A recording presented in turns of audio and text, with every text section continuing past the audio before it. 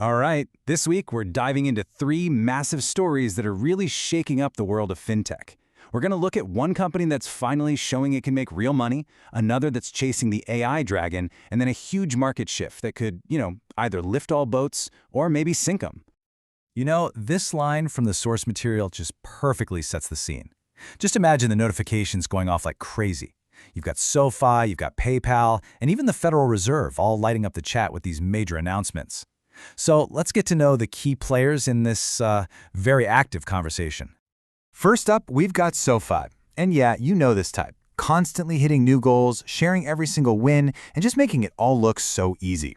And as we're about to see, they just had a quarter that is absolutely everyone talking.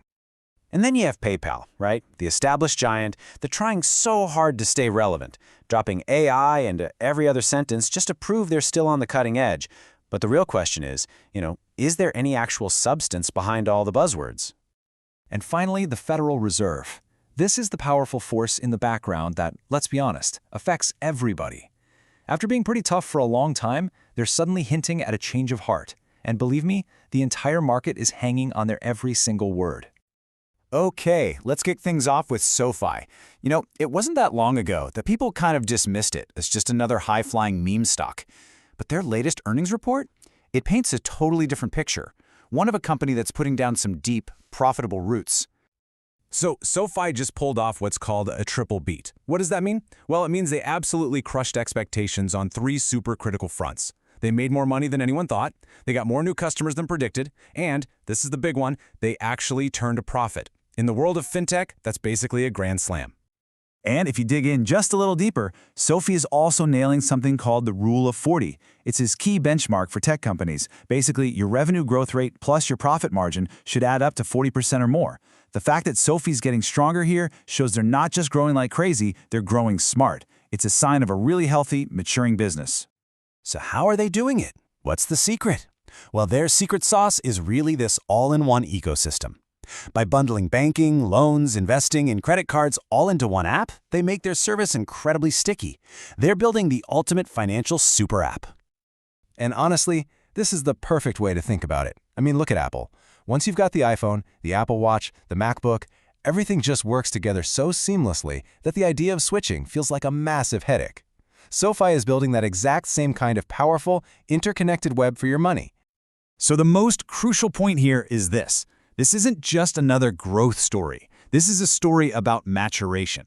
By becoming a universal bank, SoFi is signaling that it's ready to compete head-to-head with the giants like Chase and Bank of America. It's moving beyond being just a niche fintech player into a full-blown financial institution. And that is a huge, huge strategic leap. Okay, let's shift gears now. We're going to go from SoFi's proven profits to PayPal's potential, which right now is kind of wrapped in this big AI-powered question mark. They just made a huge announcement, but the market, well, it seems pretty skeptical. This is it. This is the central question that everybody is asking. PayPal announced this big partnership with OpenAI, the folks behind ChatGPT. So is this a game-changing move that's going to redefine e-commerce, or is it just a clever PR stunt to get people excited about the stock again? The official language sounds great, promising to enhance commerce experiences with personalized insights. But then you go looking for the actual product, and the details are, well, they're vague. There's nothing solid for users or merchants to grab onto yet. Right now, it's pretty much all talk.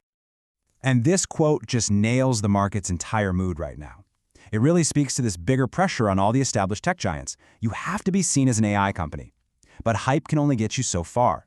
Until a real product actually hits the market, it's just a cool idea in a slide deck, not a real competitive advantage. All right, for our third and final story, let's zoom out from these individual companies and look at the big picture.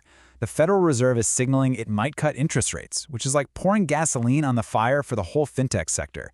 It's a potential short-term sugar rush. So why do fintechs get so excited about rate cuts? Well, it really just comes down to three things. One, cheaper borrowing means more people want loans, which is amazing for lenders like SoFi.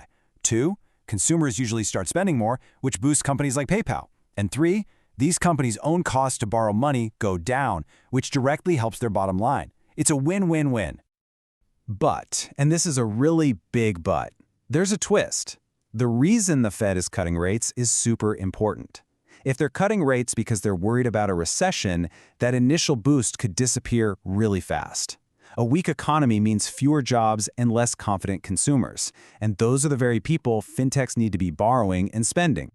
This is the absolute best way to think about it. A rate cut can give the market an immediate jolt of energy, a real buzz, but it doesn't actually fix any underlying economic problems. So the question becomes, is this a sustainable source of energy or just a temporary high before a crash? So what we have here are three really different stories. A company that's hitting its stride, a giant that's trying to innovate its way forward, and this huge market-wide catalyst. Let's try to put all these pieces together and see the bigger picture of where fintech is at today. So let's just lay it all out. You've got SoFi, whose story is all about maturity, stability, and proving a profitable business model.